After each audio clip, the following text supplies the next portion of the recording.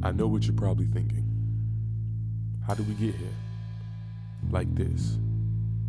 Roots exposed, dirt everywhere, chaos. Well, I'll tell you. My name's King K, and this is all my doing.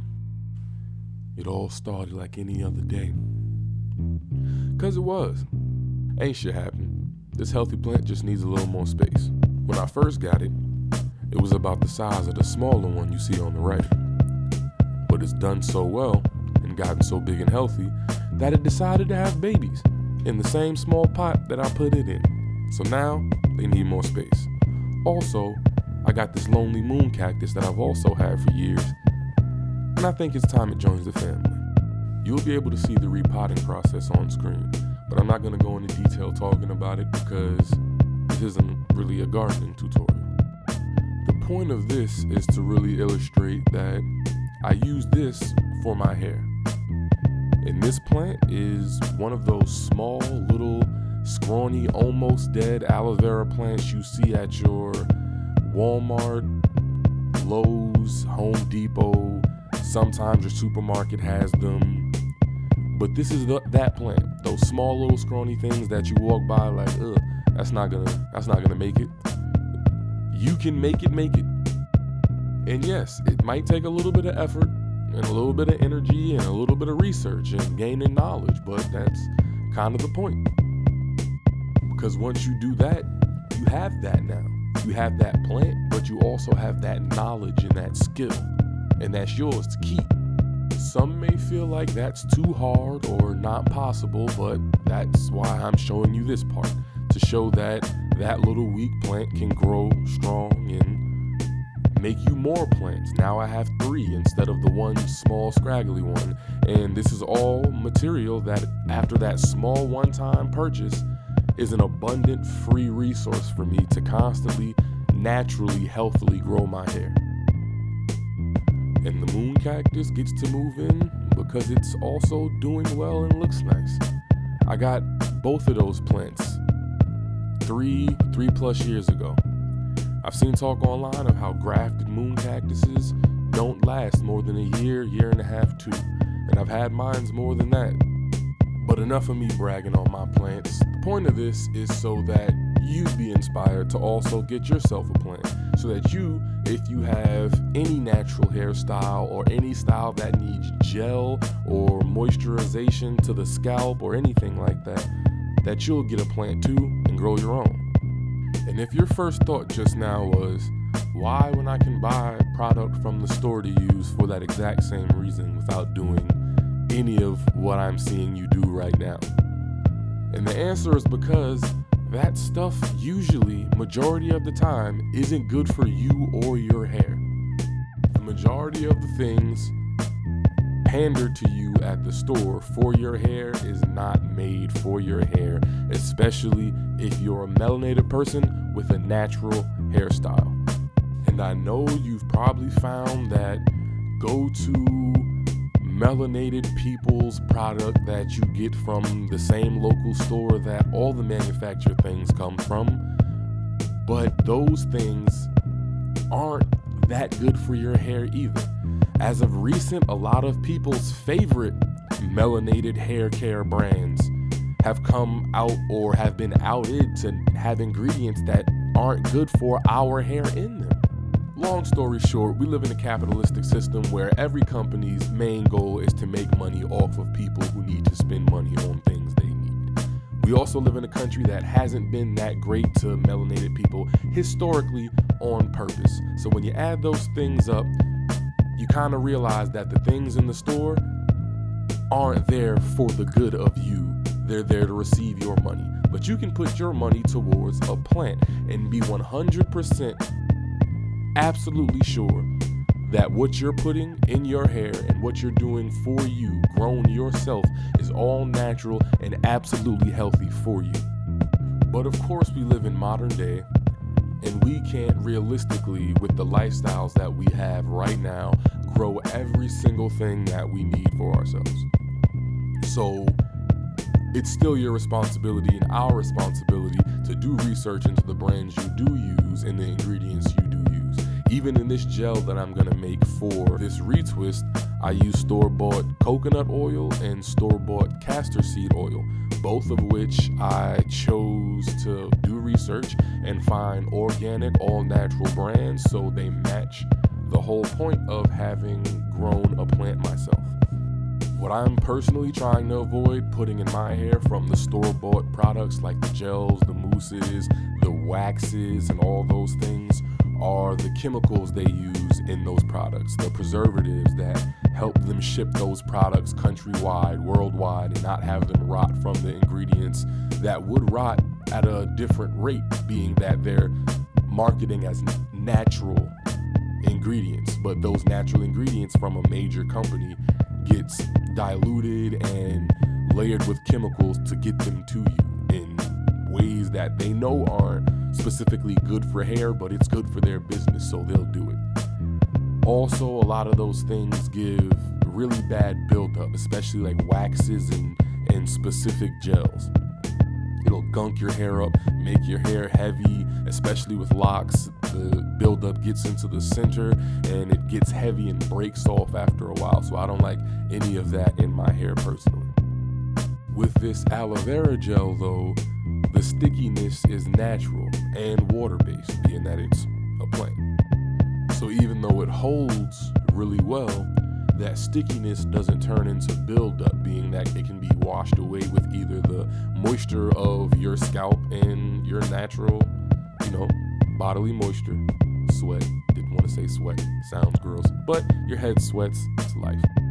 Or when you go to wash your hair, which is one of the problems a lot of people with locks don't realize, your hair may look washed and clean on the surface, but those gels and waxes that go on heavy and you slime them up and they look really neat and good when you do your hair, all of that buildup is right in the middle of your lock, not getting washed out, because maybe that water-based upfront label that they sold to you, all those materials may be washed out, but those other sticky products and the things they added in to preserve, all of that gets left behind in your hair.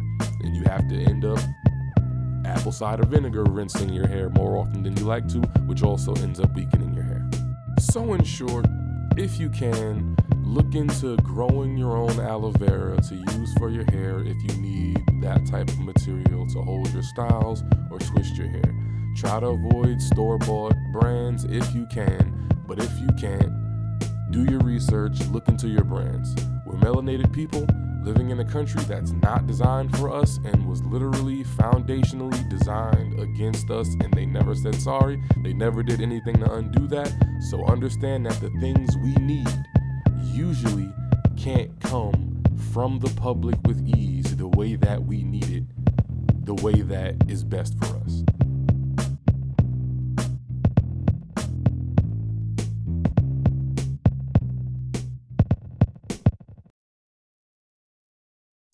Okay, so let's talk about the process of twisting your own locks.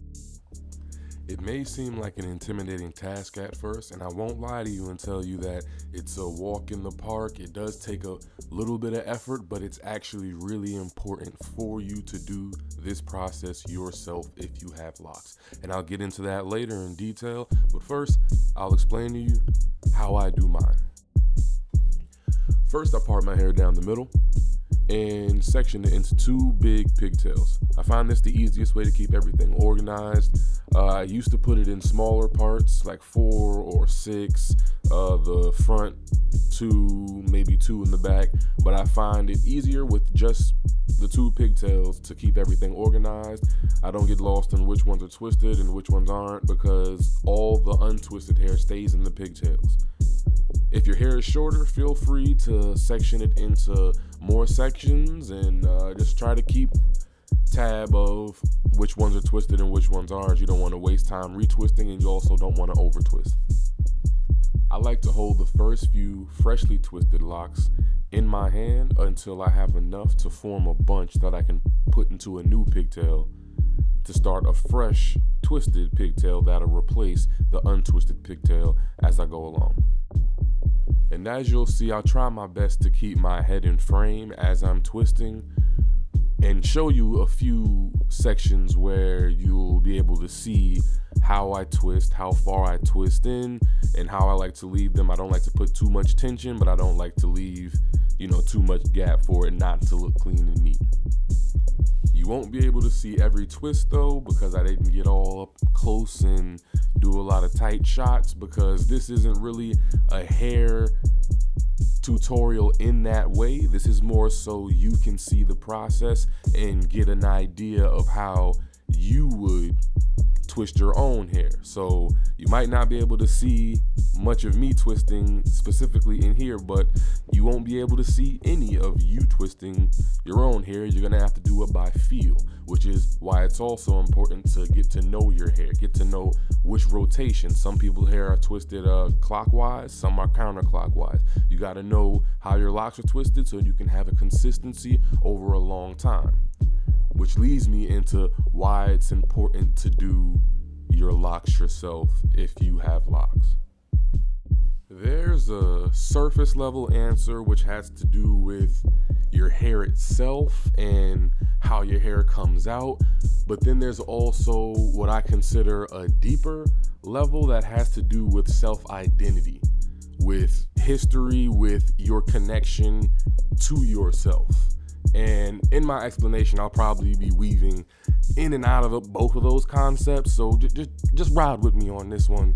I'll try to make it make sense to you the way it makes sense to me.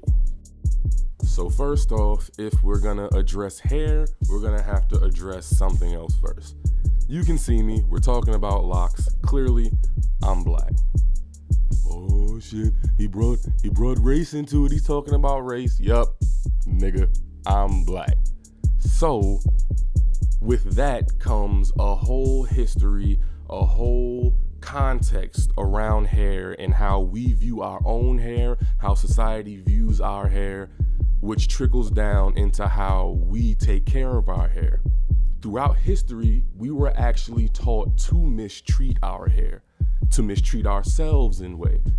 We were taught that our hair was ugly, dirty, unprofessional, along with America's long history of the ism of race. I'll say it like that. So I'm trying to fit into the algorithm here. I'm still trying to make sure people can see my videos. But America has a very deeply rooted history with the ism of race, one in which they purposely aim derogatory understandings of an entire race of people's identity at them and at the population of the country, to where till this day there's still an understanding that certain hairstyles that are natural to a group of people aren't as good as or aren't good enough. Teens are still dealing with hair struggles till this day at their schools. I see articles and videos about athletes who are forced to cut locks because the team suddenly, after this student has been practicing this sport at this school for so long, when they get to competition level performances, they're forced to adhere to this standard that America has put forward throughout its history.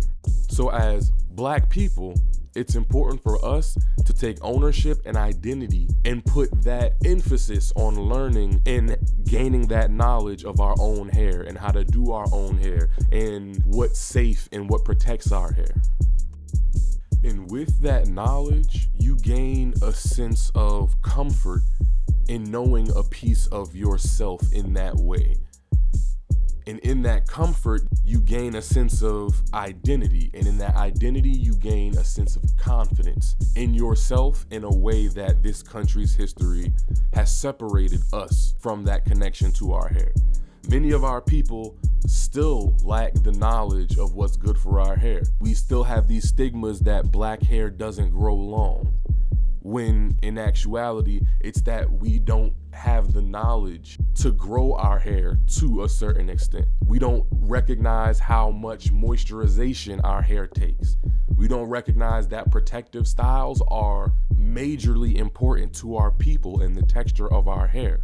We still chase European standards that were taught to us. We chase straightness. We chase different textures that don't belong to us if it's not coming out your scalp. I understand the argument that there's a range of textures that black people can have. We range from almost dead straight to the tightest, kinkiest of curls. But the fact of the matter is, you're born with your hair texture, and you have to learn that hair texture. If you're born with a curly hair pattern, flat ironing, blowing out, perming your hair is not your identity. You have to learn the identity you have in order to have a true self-confidence. There's a different confidence that comes from working your own hair, manipulating your own hair in a natural, organic way that you know after, that you're proud of. And what you're proud of can't be attributed to anyone but yourself. Which leads me to another aspect of why it's so important to have this skill and be able to do this yourself for yourself. That identity that I talked about has to belong to you. I grew up in Brooklyn, New York. Bed-Stuy born, Brownsville raised. If you know, you know. The image of Brooklyn that's put out there may be very one lane, but for a fact, Brooklyn is extremely diverse. So I grew up getting to see different walks of life amongst my own people. So I got to see the confidence that natural paths gain a person, and I also got to witness the confidence that accessorized unnatural paths gain an individual as well. And one thing I can attest to is that when you have ownership and you have the skill to take on your own identity in that physical way, it can't be taken from you in any fashion. Let me explain what I mean by that. If you have the knowledge and skill to take care of your own hair, and this just isn't for locks, for anyone with their own hair, if you have that knowledge and skill, then at any moment you have the power to make yourself look how you feel most comfortable. But if you don't, you rely on appointments at salons, you rely on other skills, you rely on some outside source to attain a form of yourself that you feel confident in. And no one else should be responsible for the ownership or the upkeep of your confidence. That's something that's lost in the convenience and the perception of modern day beauty and a lot of the accessorization that goes along with today's standards of beauty. And that's men and women. I'll get into the men's section more when I get to the section of this video where I trim myself up. But in general, the confidence you have in yourself shouldn't have to be purchased, bought, or attained elsewhere. Now on to my next point, which is consistency. 2 ways. First way is the consistency of your hair itself. The second way is the consistency in the process. If you do your hair yourself the same way that you know works for you every single time, your hair will gain a uniform pattern as long as you keep up that routine. You're less likely to have breakage from weak spots where a part was twisted too tightly or twisted differently, which is more in your control, rather than if you have to go to a salon, which then you would have to make sure that you can get the same loctician every single time and be able to book that appointment at that same frequency so you can have that consistent time length in between each twist, which is now not completely up to you. As I stated before, it's in the hands of someone else. But if you can repeat your twisting pattern at the same duration of time, whether it be every month, month and a half, 2 months if you like to let it grow out, then each time you retwist the same way you do it each time, your hair will come out that same consistency. Which leads to the consistency in the process, because it takes discipline and an understanding of a priority to yourself to be that constant for that long. I can speak for myself in saying that there's a level of effort it takes to be that constant, and that there's a bit of learning that is done along that journey of learning your hair. And that journey is again important to self-identity and learning who you are and being truthful and honest with yourself. When you miss twisting your own hair, when you know you're the only one responsible for it, you can't lie to yourself and say you were running late for the appointment, or that you couldn't afford it for this reason, because of if it's free to you and it's you and you alone, that truth has to be answered among yourself. And that truth is, how you look is naturally your responsibility. So if running late to an appointment is why you couldn't look to the best of your confidence, the truth is it's because you don't own your confidence yet. But you can own your confidence by taking that true hold of it and doing these things yourself. And to be quite honest, there's a whole lot of self-cap going on among our people, especially in the modern day, both men and women. There's a lot of our people claiming confidence and claiming ownership of images that are completely bought, fraudulent, and are not the natural look and way of the person claiming that confidence. The danger in that is, like I stated earlier, the confidence level goes down when that image can't be bought, put on, assembled for you. That leads to an overall lack of confidence in self, and if this is a group mindset, a group understanding, then that leads to a lack of true self-confidence in our people as a people. How can the norm be a standard that's bought at stores? How can the norm be an image that has to be purchased accessory by accessory? And yes, I know that sounds like it's primarily aimed at women because that was aimed at the sisters. But now, let me talk to the brothers as well. Because as black men, the majority of us have zero knowledge of how to take care of our hair, what the capabilities, what versatility our hair can take on.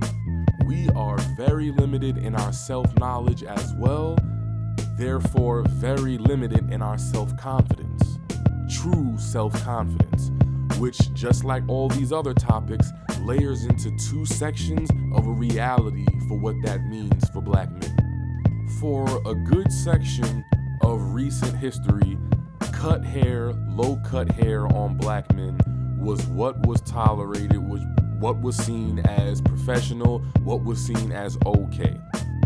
Fairly recently, styles like Locs and wigs have taken over the black scene, black culture. But to be perfectly honest, that's only because it's trendy among us as well. We've seen people from certain areas and people within our own culture make it popular recently, so a lot of our young people jumped on the bandwagon of a natural style, which is the wrong way to approach a natural style. And just as I stated earlier, many of our men don't take care of their own hair either. They rely on going to salons as well, or on a sister or auntie, on a mom, and that's a whole other level of lack of responsibility in self, lack of knowledge of self, lack of taking care of self. That is important to the structure of who a black man is and who a black man needs to be. Again, you can't rely on a piece of your confidence to belong to someone else. Which then leads me into another level of the mindset and culture around black men's hair, which is barbershop culture, which is where the majority of our men go to attain their confidence. Not just within the haircut, which we know among our people, the haircut is the confidence raiser, the confidence holder. But from a young age, black men get haircuts as black boys. That place is where men congregate, and a lot of men learn their confidence. They learn what fits within the realm and okayness of how a black man is supposed to feel. And in ways, it's very similar to the locker room, which we understand can be very toxic. In barbershops, men sit around having discussions that you know aren't within the realm of what we strive to really be and present ourselves as. We go to barbershops and we sit there and we, yo, my boy, you saw that video and Rihanna ass was fat and yo, you know what I do to that? And my boy, that's not at all the culture we need to congregate and hold among ourselves as black men, especially in the place where we're going to attain our confidence. We hold that place as sacred from black women. From black women is a weird construct to then hold that type of conversation in still regarding black women. I mean, if it was a place where we sat in, it was places for shoulders to lean on and be like, hey man, I'm going through something right now. Can we have a heart to heart while you trim me up? And let's not fake the funk, brothers. Try that at your barbershop next time you go get your hair cut. While you getting your hair cut, be like, hey guys, can I have the floor to put my concerns on the line about how I feel on this day to day while I'm getting my hair cut? They gonna clown you, my boy. They gonna flame you up, and you know that because that's a toxic space. It may not feel toxic because you went there from a young boy and was taught to agree to that mindset. The alternative I propose is learn these skills yourself, as I've been stating. Learn to shape yourself up, learn to cut your own hair, learn to grow your own hair, learn to moisturize, wash, take care of your own hair. Grow it out or keep it short, but do it yourself. Because this time you take in the mirror, shaving, trimming yourself up, looking at the dimensions of your face, looking into your own eyes, really accepting your identity among yourself. None of your homies around, pumping your chest, making you take that masculine stand that we all know about. None of that. When you look in your own eyes and that consistency that I talked about, the discipline it takes to be at that place, at that time, consistency. It's easy to go to the barbershop with a game plan and the homies is chatting and all the funny shit going down. It's real easy to do that. But to be at that bathroom, in that mirror, looking yourself in the eyes, doing that consistently, affords you a certain reality, a certain truth, a certain confidence in yourself. When you walk out that barbershop, you feel hella clean. You feel like the new man. You feel like you can do whatever you need to. Imagine that power being at your own fingertips. You not wearing that beanie or that snapback that fitted when you gotta go that extra week because you didn't get the bread up to go get that haircut. That confidence will belong to you permanently. And as a man, that will translate into your full, well-rounded confidence. Our hair has been taught to us to be either a negative thing or not that important. Either they address how nappy or unkept our hair is, or they're pushing it aside until someone who is not of our culture picks it up, and now box braids as we know it are boxers braids because the non-black athletes you've seen wearing them wear them, or they're Kim K braids because Kim K has been around black people and started wearing their hairstyles. So for us, owning these things, learning these things, and owning it within ourselves leads to a whole different level of self-identity and confidence. Not just in the physical, not just in the vain way, but in a way within, discipline-wise, identity-wise. So in conclusion, twist your own hair, do your own hair, love your own hair, love yourself, be truthful with yourself, be honest with yourself. And everything else will start to fall in line in a clear way. I've been King K. Thanks for watching my video. If you enjoyed this, if you felt anything I said, like, comment, subscribe, share it, tell your peoples to tell your peoples, and then tell them to tell some more people. Thanks for watching. See you next time.